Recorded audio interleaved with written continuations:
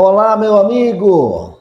Olá, você que está aí no canal A Vida Continua. Este ano vamos arrebentar, hein? Vamos. Com entusiasmo, com muita força, com muita fé, nós vamos levar a nossa proposta à frente. 2024 foi o primeiro ano desse projeto, da nossa presença aqui nos streamings, né? No canal A Vida Continua. E agora nós estamos segundo ano já nesse modelo e vamos implementando melhorias. Ontem eu estava gravando quando eu percebi que eu precisaria de recursos, eu precisaria gastar um pouco. Não dá para fazer tudo gratuito, as ferramentas mais estáveis, elas têm custo. Então, eu achei que vale a pena investir, porque eu estou investindo em algo que tem um retorno enorme. É um retorno não financeiro, mas um retorno em termos de vida, de benefício espiritual para mim e para os que me acompanham, é enorme. Se eu puder lá no além, um dia, me lembrar de alguma coisa boa que eu fiz na Terra, eu vou dizer, eu tinha um programa onde eu dizia para as pessoas, a vida continua. E é isso. Ainda anteontem, na nossa reunião mediúnica, no centro do qual eu frequento e colaboro, um espírito se apresentou na reunião e falou, você está dizendo que a gente morre, você mandou orar para o fulano que morreu, mas ninguém morre, eu estou aqui, estou fazendo quase tudo que eu fazia. Está batendo um reflexo aí, vocês estão me vendo bem? Eu estou usando a luz natural, né? Então, continuando, acho que assim está melhor. Continuando, o espírito dizia, não, eu aqui, eu até fumo. Aí eu me lembrei de Allan Kardec. Quantas investigações ele fez e apurou, e catalogou os casos, estudou, perguntou aos espíritos superiores, eles foram explicando. O espírito, conforme seu grau de adiantamento, ele pode até plasmar, pelo pensamento, pela vontade, que é um atributo do espírito, plasmar um cigarro, um cachimbo. Se ele quer pescar, ele pode até plasmar uma vara de pescar com a carretilha, com a linha, o anzol, o barco, o lago, tudo. E eu conversei um pouco com o espírito, não tinha muito tempo, que era um trabalho de assistência, de socorro, mas o pouco que nós pudemos conversar, eu disse, você pode quase tudo.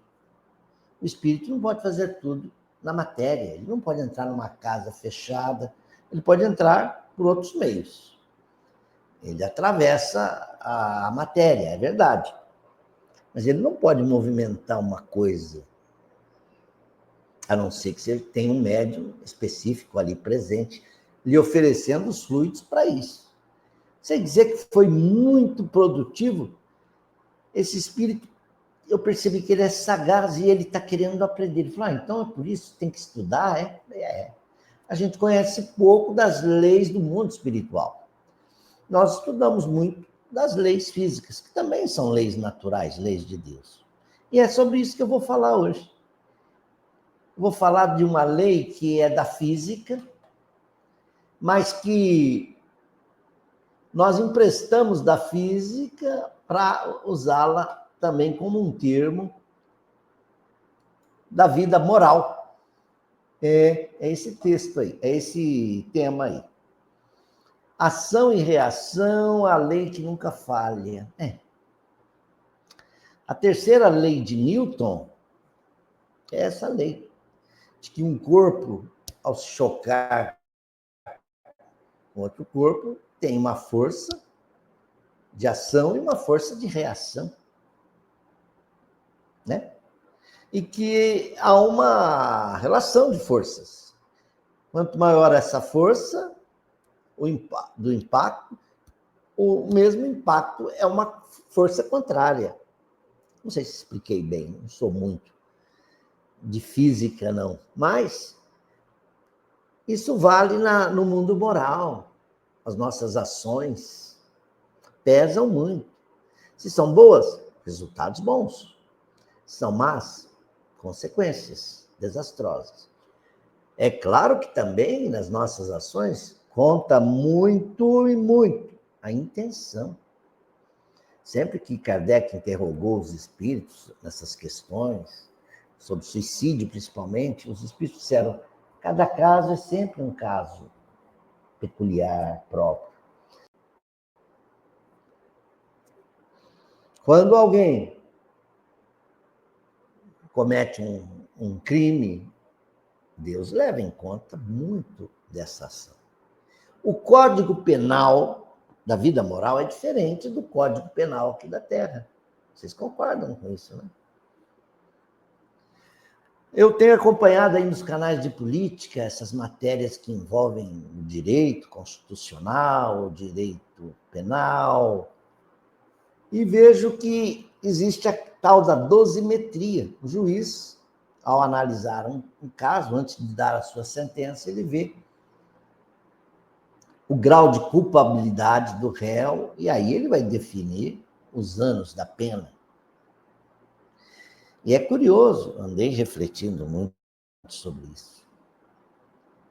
Nós podemos dar uma pena, o juiz pode determinar uma pena de 40 anos para um criminoso, e isso não alterará, pode não alterar em nada o seu comportamento moral. Porque ele não se arrependeu. Então, o que adianta dar 30, dar 20, dar 10 anos de cadeia? Ele sai com as mesmas disposições que ele tinha antes de ser penalizado.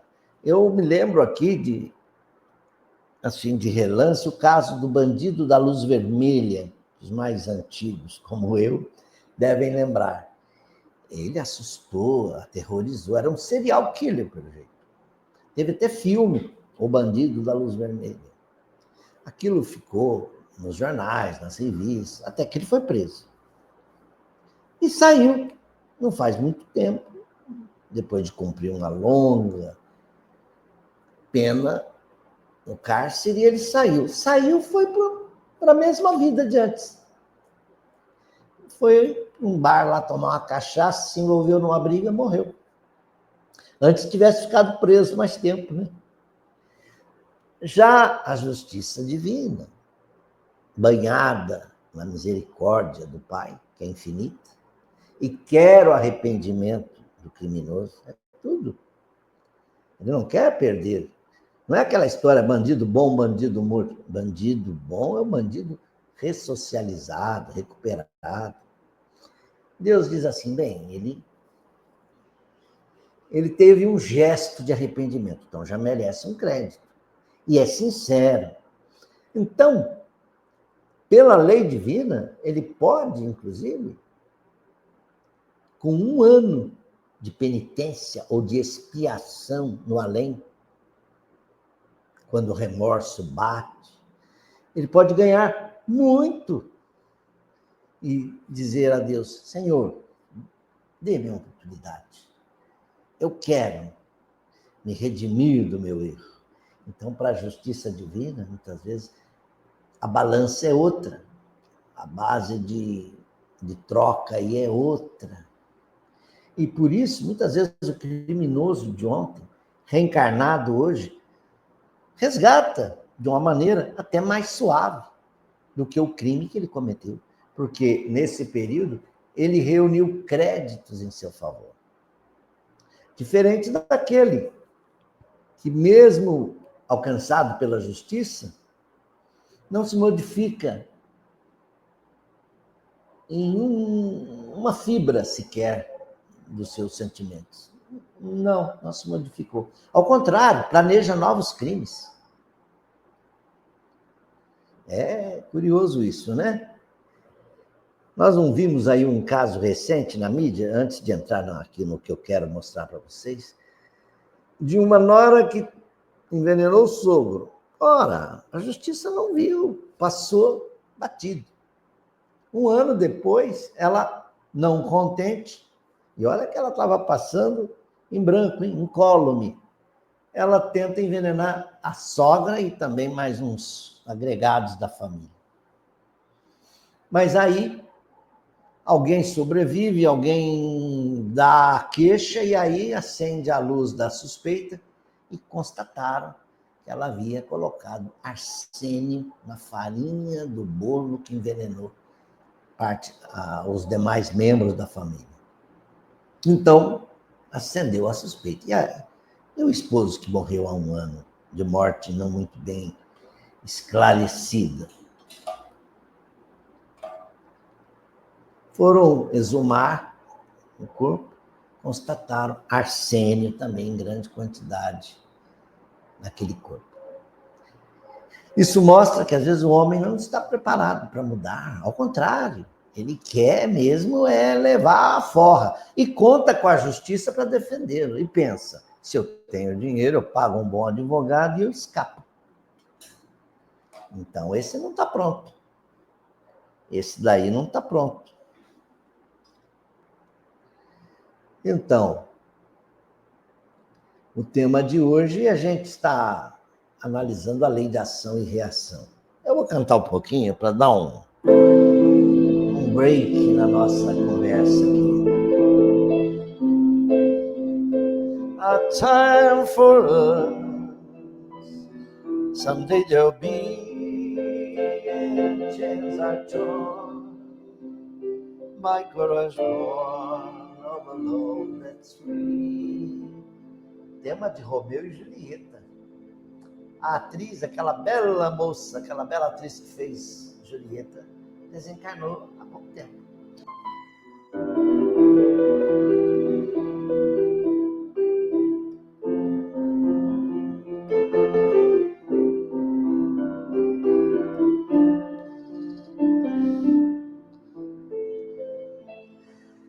Muito bem, cantar é bom, mas a gente tem que trabalhar também, né?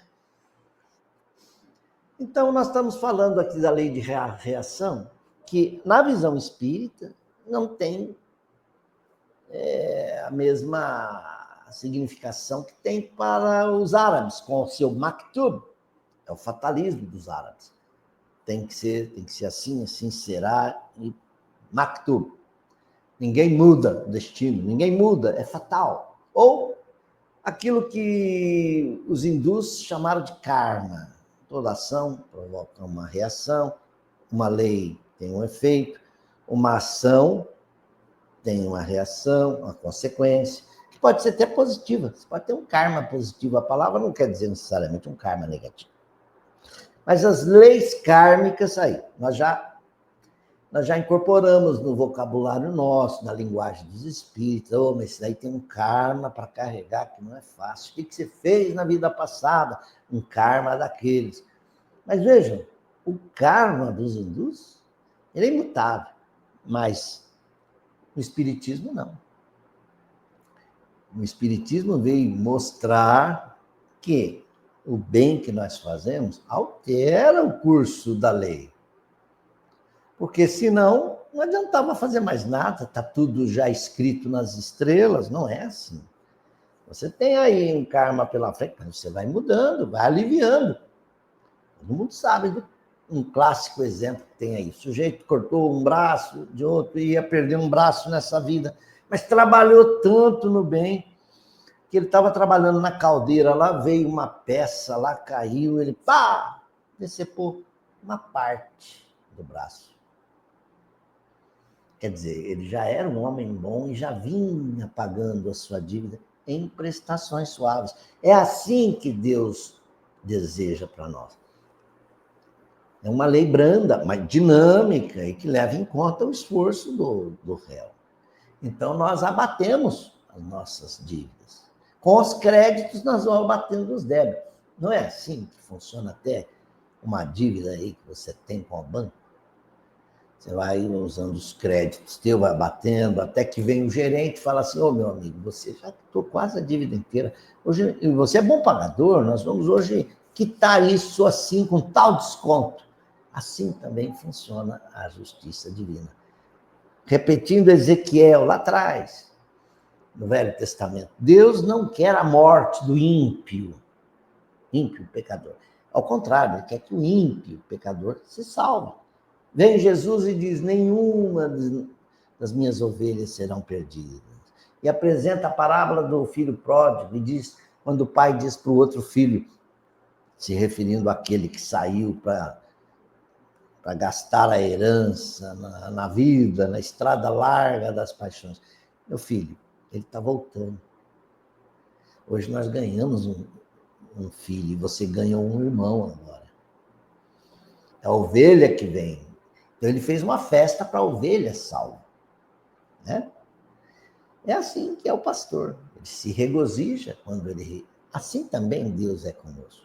Quando vê que um filho se arrepender, ele fala, puxa, esse daí está chegando na estrada reta do bem, e será conduzido a Deus. Demora, cada um tem seu tempo, mas cada um fatalmente chegará lá. Eu coloquei aqui uns slides e quero mostrar para vocês. Aliás, eu tenho que falar do livro do André Luiz, também foi uma coisa maravilhosa que eu encontrei.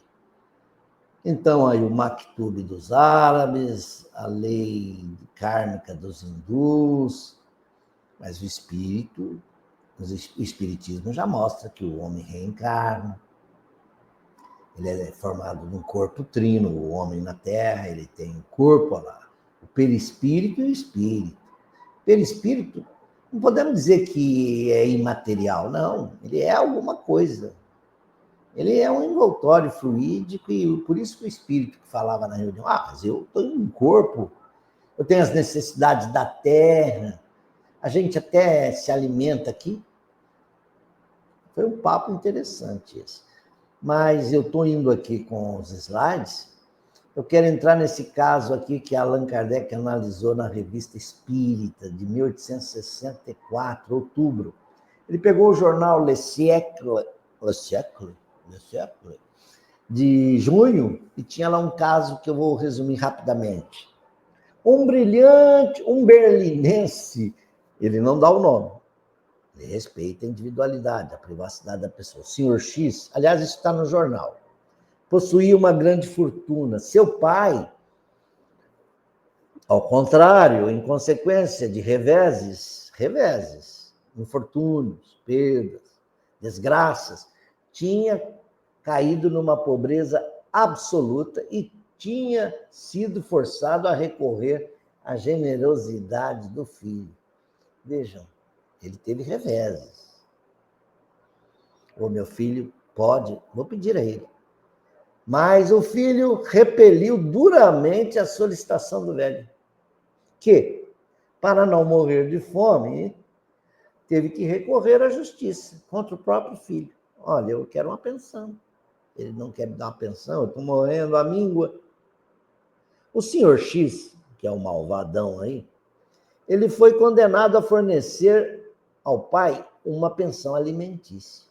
Mas o senhor X tinha tomado suas precauções. Olha que perverso, velhaco, pressentindo que se recusasse a pagar a pensão, seria feita uma investigação nos seus bens, nos seus rendimentos, tomou a decisão de ceder sua fortuna a um tio paterno. Ceder em termos, uma espécie de acordo, um contrato de gaveta. Mas vejam só como as coisas acontecem, que o homem nem pode suspeitar. Um acontecimento imprevisto veio tudo mudar. O tio morreu subitamente sem testamento. O tio não tinha feito testamento. Como ele não tinha família, era um solteirão, a fortuna coube de direito ao parente mais próximo, que é o irmão dele, o velho que estava lá, morrendo à míngua e que foi pedir pensão para o filho. Passou a ser herdeiro da fortuna do irmão. Portanto, compreende-se o resto, está lá no jornal. Hoje os papéis estão invertidos. O pai está rico e seu filho pobre. O que, sobretudo, deve aumentar o desespero deste último, o filho, é que ele não pode invocar o fato de uma cessão fictícia, aquele contrato fictício que ele tinha feito lá com o tio. pois a lei interdita formalmente esse gênero de transações, quer dizer, a lei lá alemã, a lei de Berlim, estou imaginando que seja isso. Olha, Kardec colocou esse fato, está nos jornais e comenta, mas é um comentário muito interessante. Eu não vou ler tudo para não te cansar, para não cansar você, meu querido, minha querida. Mas a cada instante recebe o homem terríveis lições. É um resuminho que eu fiz. Das quais, infelizmente, ele tira pouco proveito. Enceguecido pela paixão, ele não vê a mão de Deus que o fere. Olha, essa coisa do tio morrer não foi uma lição? Se ele tivesse meditado um pouquinho e falar, puxa vida, olha o que eu fiz. Longe de reconhecer-se culpado pelos seus próprios infortúnios, o cidadão aí atribui a fatalidade, má sorte. Irrita-se muito mais frequentemente do que se arrepende. Ele não está arrependido de ter deixado o pai na mão. Ele está chateado é que o tio teve que morrer. Ó, um poltergeist acontecendo aqui, ó.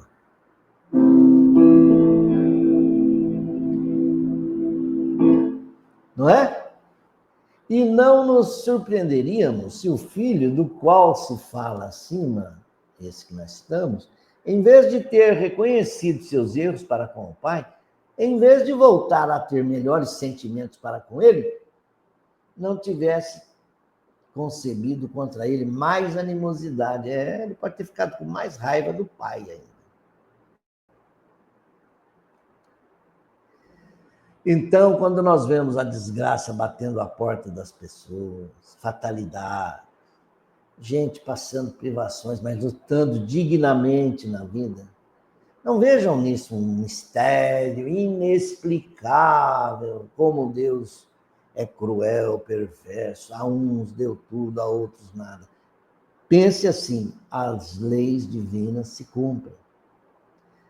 Erros do passado podem estar sendo saudados agora, corrigidos agora. Saudadas nossas dívidas, Deus não nos fará pagá-las de novo pela segunda vez. Mas se ficarmos surdos aos seus avisos, então ele exigirá até o último ceitil. Não tem uma passagem assim no Evangelho de Jesus? Quando ele fala das leis divinas, que a cada um será dado segundo as suas obras, ele diz que aquele que não se redime, não se arrepende e não se regenera, ele fica no mundo de provações, sendo prova, expiação, até pagar toda a dívida, até o último ceitil. E até ceitil devia ser 1 centavo da moeda. Né? E isso ele arremata dizendo, porque a lei se cumpre, a sentença se cumpre inteirinha, sem que passe um J ou um tio. Vocês estão vendo? O pai é assim, ele te dá a oportunidade de você se emendar. Mas se você é recalcitrante, duro, e não mora, e não se transforma, ele fala, bom, então fica aí. Então agora se paga até o fim. Eu gosto de ler isso, eu acho até graça disso. Aí, vamos para o livro de André Luiz? Esse livro é fantástico. Viu? Eu, às vezes, acho que já li muito de André Luiz, não li nada. Porque esse livro, fui pegar o capítulo 11 para ver o que... Aí eu vi que, nossa, que capítulo! E eu só vou ficar nele, hein? Nesse capítulo 11, o Druso,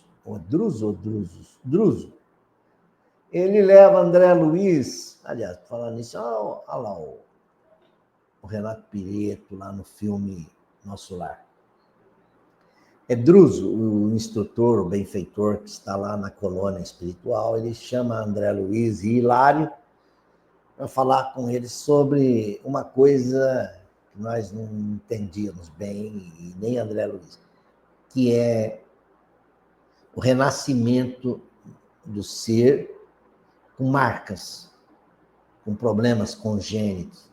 E Druso os levou a uma sala que devia ser um grande laboratório, onde tinha lá uma estátua, um corpo humano, né, na forma de esqueleto, na forma de vários modelos, para você ver. Aí, como eu mostrei aqui atrás, ó, vários modelitos para você ver o sistema circulatório, o aparelho digestivo, o aparelho respiratório, enfim, o homem, e também o homem na forma endocrínica. Vamos ver se está aqui. Um desenho esquemático que mostra isso. Acho que pulou, né? Não, é esse aqui mesmo.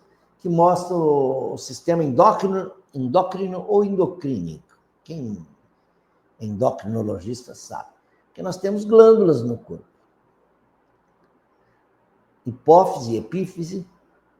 A epífise tem muita ligação com a mediunidade, né? Tiroide, supratiroide, paratiroides, timo, as suprarrenais, que estão sobre os rins, e mais algumas. As glândulas sexuais, no caso do homem são os testículos, no caso da mulher, o ovário, né? Produz os óvulos. Vejam, essas glândulas têm uma interface com os plexos do corpo humano. Os plexos, centros gástrico, laríngeo, frontal, etc., que, por sua vez, estão acoplados com os centros de força do perispírito e do espírito. São os chakras, outra palavra hindu aí, sânscrita, né? Chakras que André Luiz traduziu por centros de força. Aqui é o coronário, que é a corona.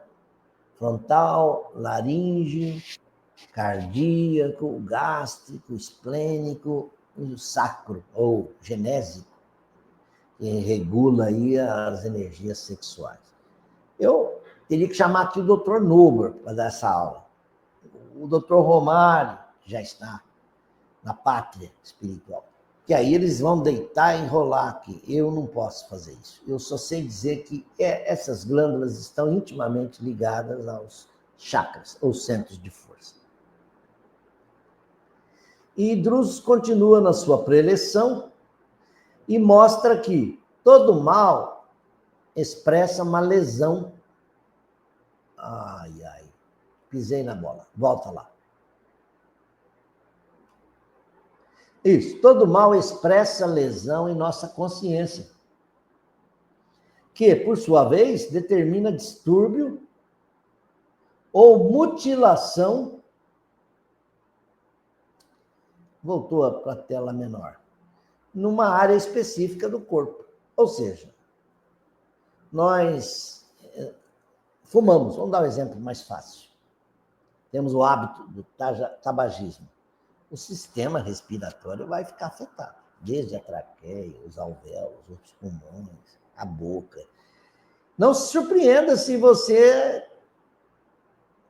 acabar morrendo de câncer no palato. O próprio Freud, câncer no palato, tem que fumar um charuto. E tantos fumantes. Aliás, as carteiras de cigarro já trazem agora lá, o Ministério de Saúde adverte, cigarro dá câncer. A pessoa morrendo lá no hospital, ligado ao oxigênio e tal. E, de fato, às vezes você já parou de fumar, mas aquilo que você já fumou ainda deixou um resíduo ruim. Às vezes você fumou muito, foi na outra vida, e nessa tem problemas pulmonares.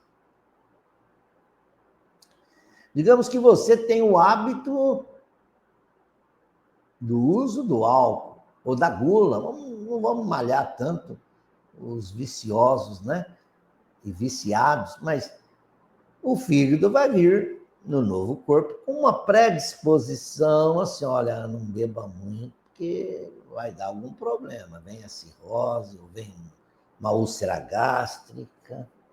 O homem colérico, vamos sair um pouco do campo aí dos vícios.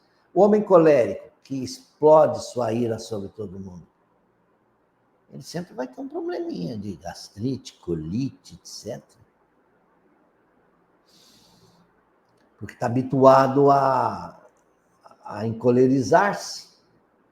Então, aí as glândulas atuam nisso. Vamos ver se eu consigo aqui mostrar alguma coisa melhor aqui. É isso mesmo. Esse quadrinho aqui, não vou ler tudo, para não ficar longo, senão a nossa live vai ficar muito longa. Mas Drusos, nesse livro, Ação e Reação, eu pisei em alguma tecla aqui, ó, deu problema. Agora sim. O Druso, nesse livro aí, Ação e Reação, capítulo 11, ele fala de um regime de sanções e auxílios. Curioso. Ele diz que aqueles que, por vezes diversas, perderam vastas oportunidades de trabalho na terra pela ingestão sistemática de elementos corrosivos, como seja o álcool e outros venenos das forças orgânicas, tanto quanto os inveterados cultores da gula,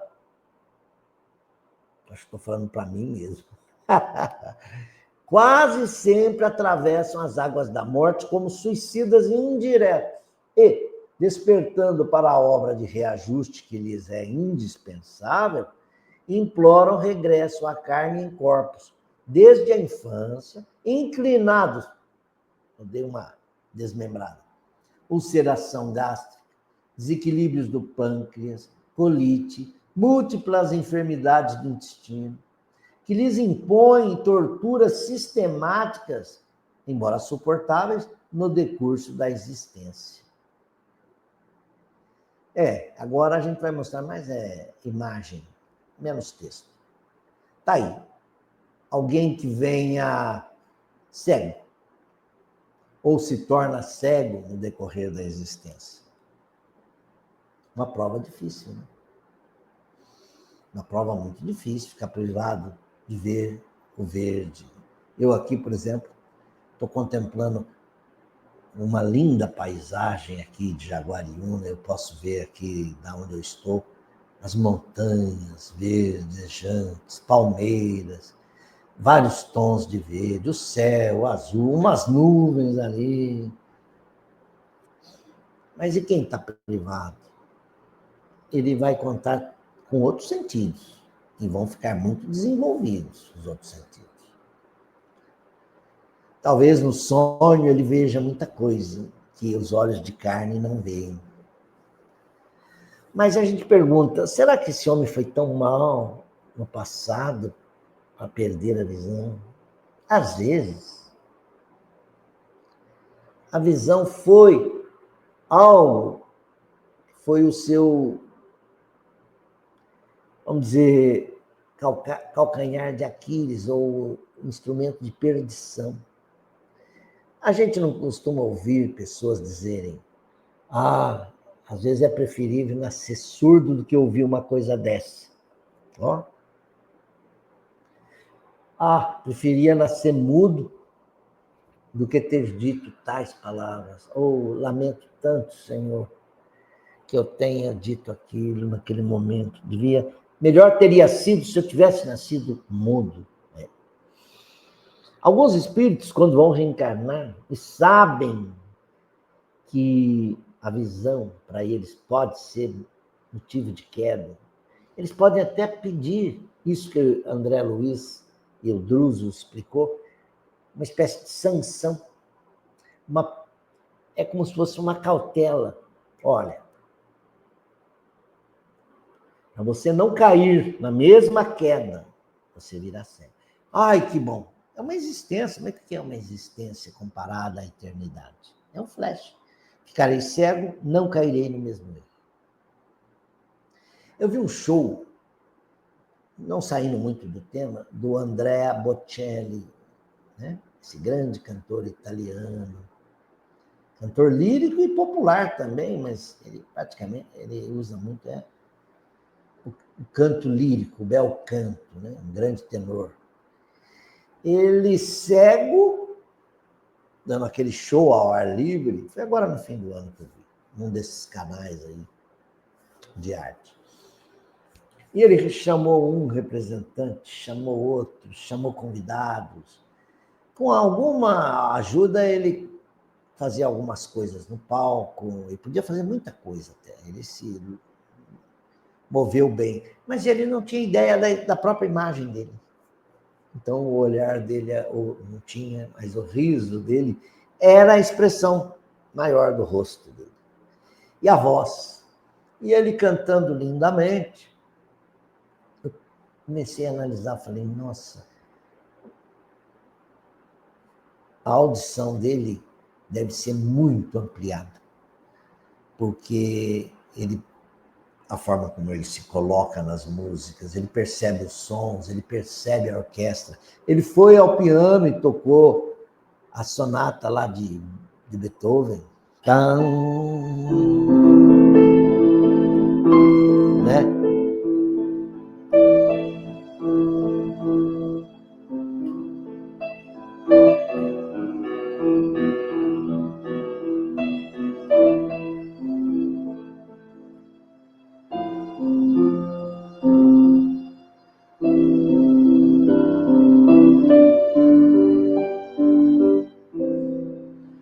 Ele tocou isso com perfeição, eu só arranhei.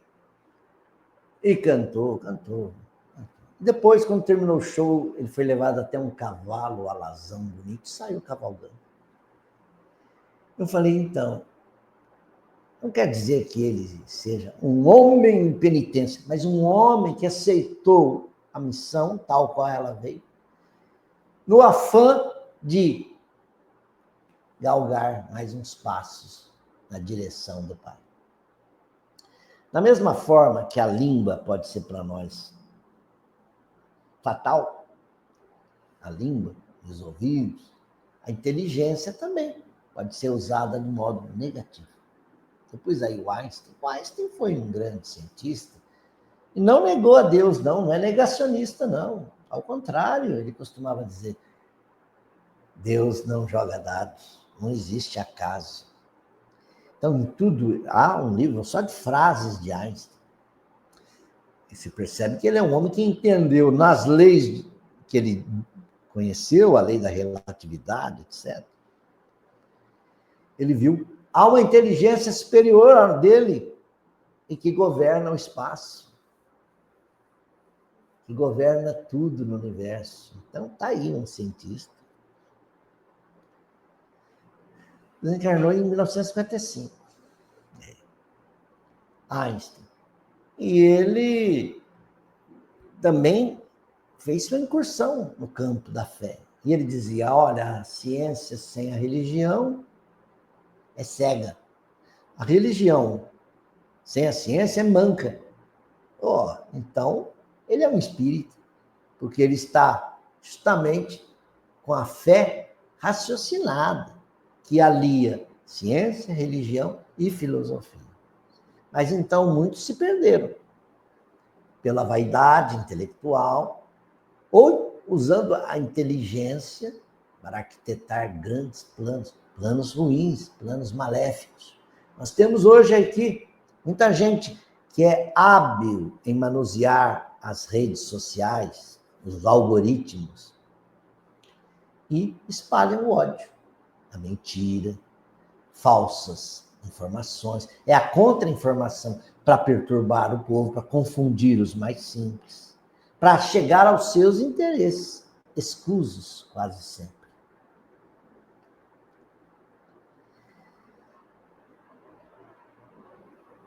E então também tem, eu não sei o que eu escrevi aí, tem que pôr o óculos.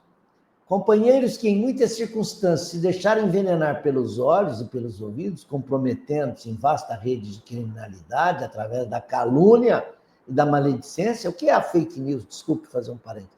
É destruir a reputação de alguém.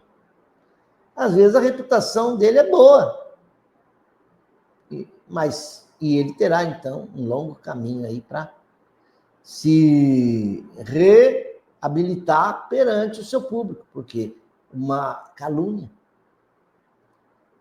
Então, essas pessoas que caíram nesse problema, elas imploram veículos fisiológicos castigados por deficiências auditivas e visuais que lhes impeçam recidivas desastrosas. O texto de André Luiz é muito bonito.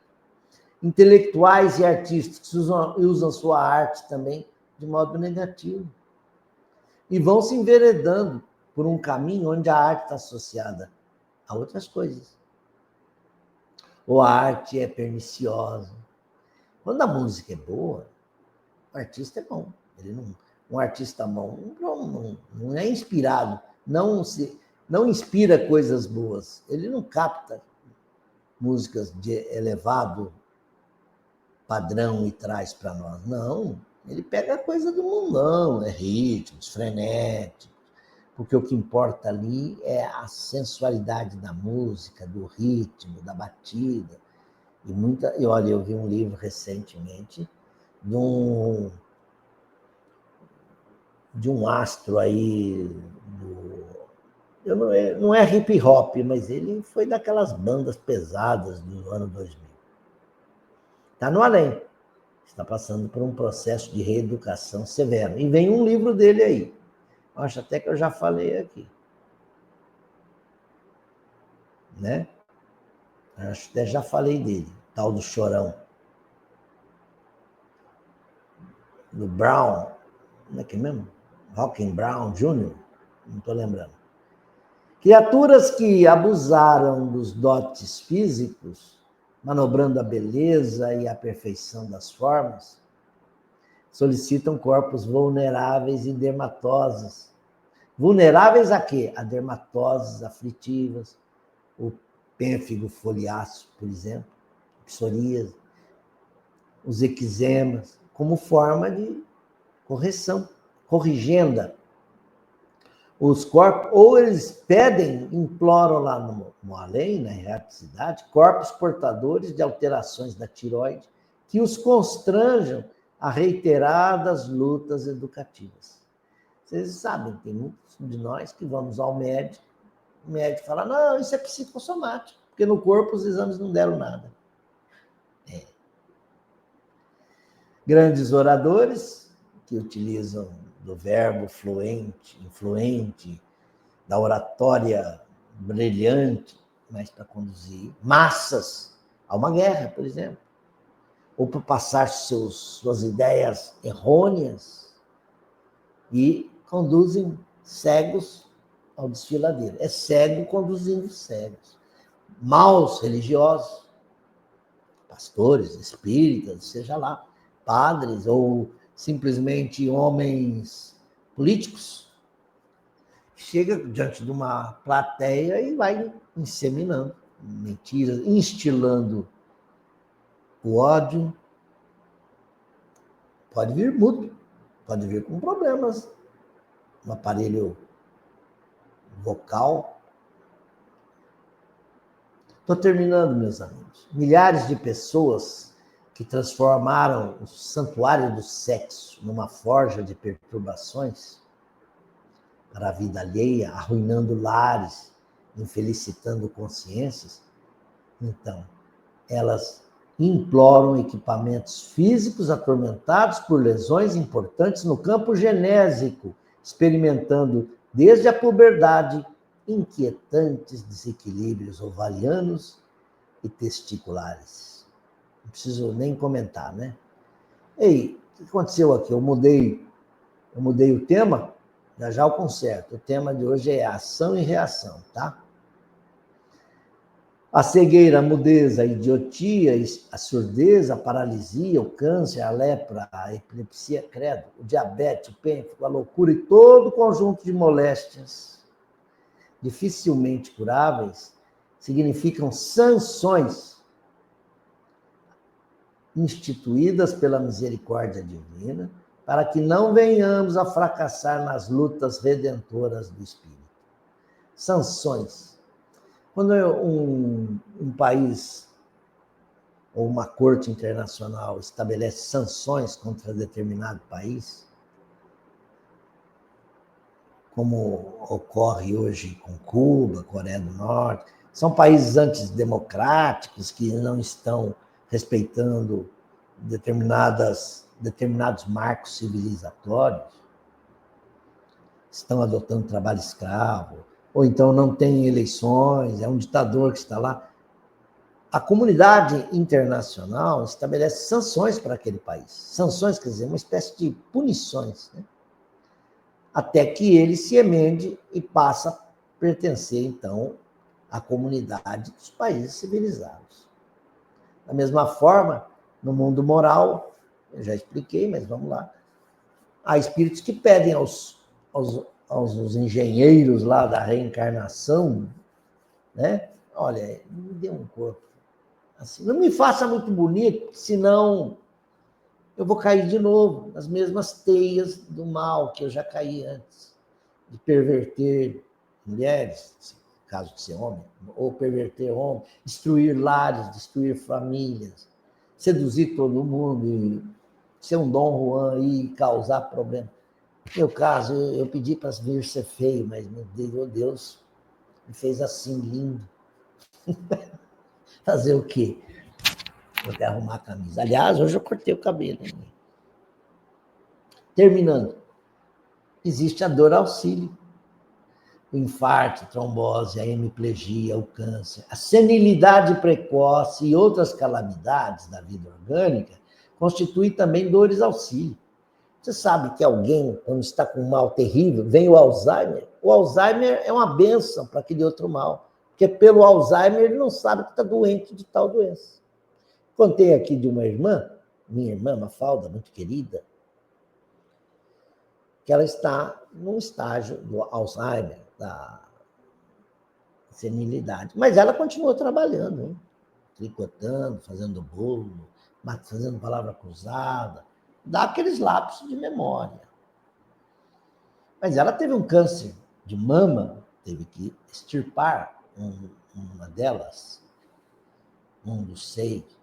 Mas ela, de vez em quando, fala, mãe, o que aconteceu aqui? Aí a filha disse, minha sobrinha, mamãe, você operou, você extraiu a mama por causa do câncer. Não... Ah, eu não sabia. Então, para ela não está sofrendo do câncer. Então, são dores auxílio. Não é interessante? Ou quando você vê um ente querido que vai partindo, ele começa a ter um outro tipo de enfermidade que vai aliviando até para ele a passagem para o outro mundo. Para que, então, essa dor auxílio é para que a alma se recupere de certos enganos em que haja incorrido na existência do corpo denso, habilitando-se através de largas reflexões e benéficas disciplinas para o ingresso respeitável na vida espiritual. Aqui, ó. A lei que nunca falha é a lei de causa e efeito, e que na codificação de Allan Kardec não está explicitada nesses termos, mas como lei de justiça, amor e caridade. Uma justiça que é completa, integral e é misericordiosa, porque ela é banhada no amor e na caridade. Sejamos assim, dentro da nossa capacidade, compassivos, ou seja, longânimos, aqueles que têm compaixão, comiseração para com aquele que erra. Pensando, poderia ser eu no lugar dele. E para terminar, vamos cantar? A time for us, someday there'll be, and when chance are torn by colors worn of love that's free. A time when dreams so long denied can flourish. Our loves unveil the love you must behind. A time for us at last to see our life worthwhile for you and me. Tchau, meus amigos, até a próxima, se Deus quiser, com mais um A Vida Continua. Eu te espero. Até lá. Tchau.